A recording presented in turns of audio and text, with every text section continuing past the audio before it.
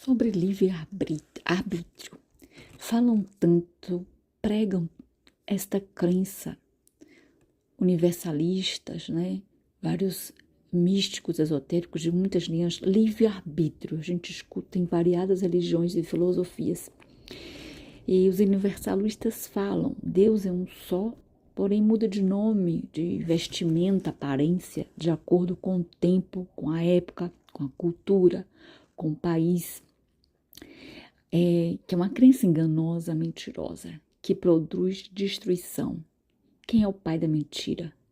Você pode visitar, frequentar todos os grupos filosóficos, religiosos, budismo, espiritismo, kardecismo, Hare Krishna, taoísmo, Islã, self-realization, que inclusive é dito que Yogananda, o guru, é a reencarnação de Jesus Cristo, que na maioria desses lugares a reencarnação é vista como uma verdade. A arte Mahikari, que é das filosofias orientais também, a Seishonue, Igreja Messiânica, como pesquisadora da nova era, esotérico, místico, como buscador de Deus e respostas. Mas, se você falar que vai na igreja, e ainda mais se for na igreja evangélica, protestante, é o fim, é um horror. Não há liberdade, incentivo para você avaliar. É crítica em cima da pessoa que diz que vai lá naquela religião. Pode ir em todas as seitas, todos os grupos, todas as linhas filosóficas religiosas que eu citei antes.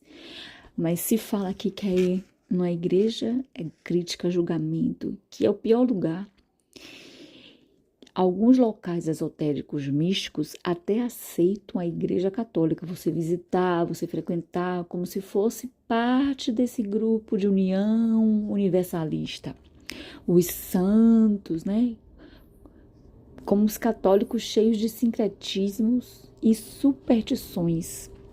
Em Salvador mesmo, o sincretismo é muito a sexta-feira, o branco, as velas, Senhor do Bonfim, as fitas, as vendas do pó de pemba ao redor da igreja do Bonfim, as lojas de Umbanda e a normalidade das práticas dentro de um templo religioso católico apostólico romano. E é visto como algo muito positivo. Os santos católicos têm ligações similares das crenças e doutrinas e funções, digamos assim, dos deuses hindus, do hinduísmo. Dentro do Hare Krishna, Krishna é o único, inclusive ele é associado como se fosse Jesus Cristo do Oriente, como se fosse o mesmo. Que grave, né? Isso tudo foram crenças e teorias que eu ouvi, que eu participei, que estive junto.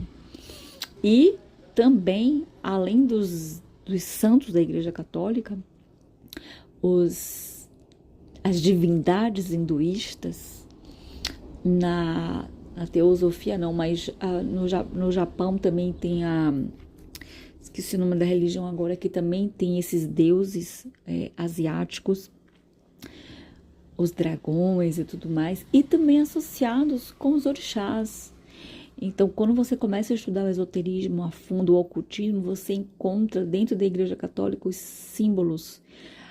O paganismo antes do Concílio de Nicéia, quando Cristo esteve sobre a terra e alertou, e também Moisés e Abraão e todos os profetas e pais na história do homem, desde a queda do homem, onde tudo começou já caído, falando da idolatria, do paganismo, de deuses falsos, adoravam a deuses estranhos, que não era o Deus único verdadeiro.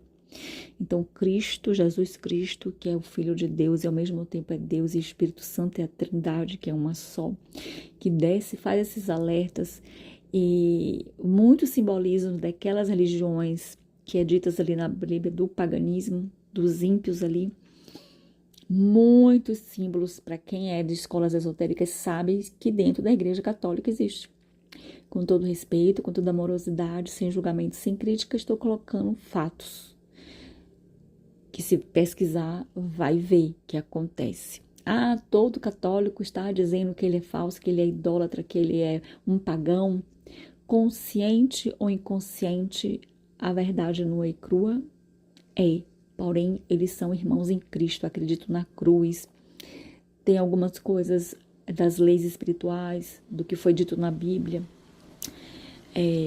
Tem alguns cristãos, inclusive da reforma.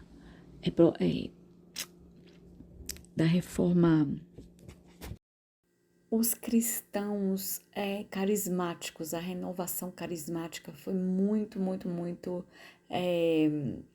perseguida dentro da Igreja Católica. Mas enfim, não estou aqui para falar de católicos, estou falando sobre o livre-arbítrio, essa reflexão dos universalistas, e quase todas essas fotos aí, eu estive em praticamente todos esses locais.